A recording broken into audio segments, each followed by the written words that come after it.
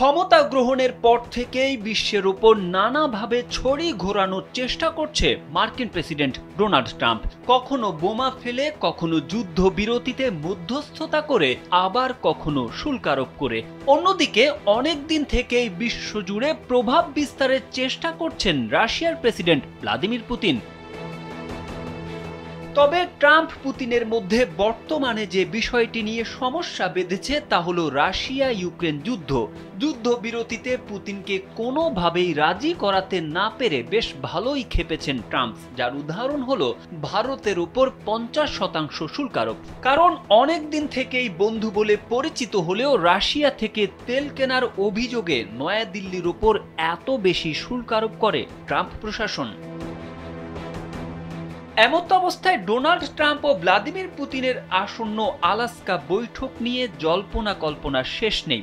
রুশরা বলছেন তারা ইউক্রেনকে নিয়ন্ত্রণ করতে চান না। পুতিন চান একটি নিরপেক্ষ ও শান্তিপূর্ণ প্রতিবেশী, যে দেশটির সেনাবাহিনীর আকার ছোট হবে এবং তারা ন্যাটোর সদস্য হবে না। অন্যদিকে ট্রাম্পের জন্য সমস্যাটা অন্য। তিনি চান চীনকে মোকাবিলা করতে, সেজন্য চীনের সঙ্গে রাশিয়ার কৌশলগত জোটকে তিনি ভাঙতে চান। পুতিনের সঙ্গে সম্পর্ক ঘনিষ্ঠ করার বড় কারণ এটি।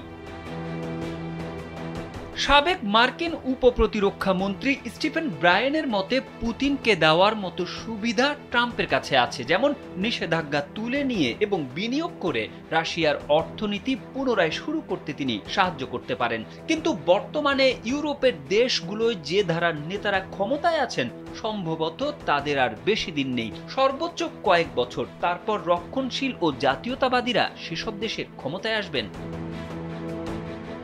এমন নড়বড়ে অবস্থান থেকে ইউরোপের নেতারা তাদের ভবিষ্যৎ নির্ধারণ করতে পারবেন এমন ভাবাটা বিশ্বাসযোগ্য নয়। ইউরোপের দিক থেকে ইতিবাচক কোনো প্রতিক্রিয়া পাওয়ার সম্ভাবনাও খুব কম। ফলে বিশেষজ্ঞরা বলছেন, ট্রাম্প কি সত্যি একটি যুদ্ধবিরতির ব্যাপারে সিরিয়াস, নাকি পুতিনকে ফাঁদে ফেলছেন? অন্যদিকে অনেক দিন ধরে চলা রাশিয়া ইউক্রেন যুদ্ধে নিজের লাভ ছাড়া পুতিন বন্ধ করবেন না বলে মত বিশেষজ্ঞদের।